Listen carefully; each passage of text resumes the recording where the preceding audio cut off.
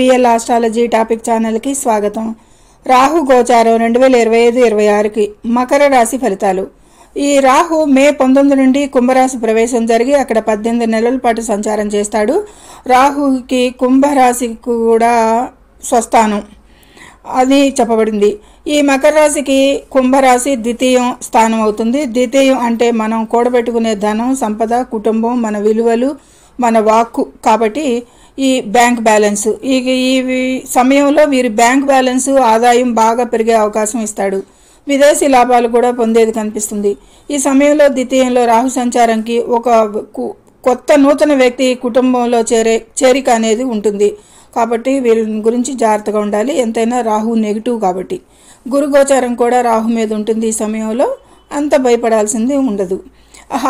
ఆహారపు అలవాట్లు అనేది కూడా ద్వితీయ నుండి చూడటం జరుగుతుంది. కాబట్టి రాహు 2లో ఫుడ్ని కోరుకుంటం జరుగుతుంది. జంక్ ఫుడ్, బయట ఫుడ్, రకరకాల ఫుడ్లు కోరికలు ఉంటాయి. కాబట్టి ఫుడ్ మీద కంట్రోల్ ఉంచాలి ఈ సమయం అంతా కూడా. కుటుంబంలో చిన్న చిన్న గొడవలు, తగాదాలు, మనస్పర్ధలకి తరచుగా జరిగేదానికి ఆస్కారం.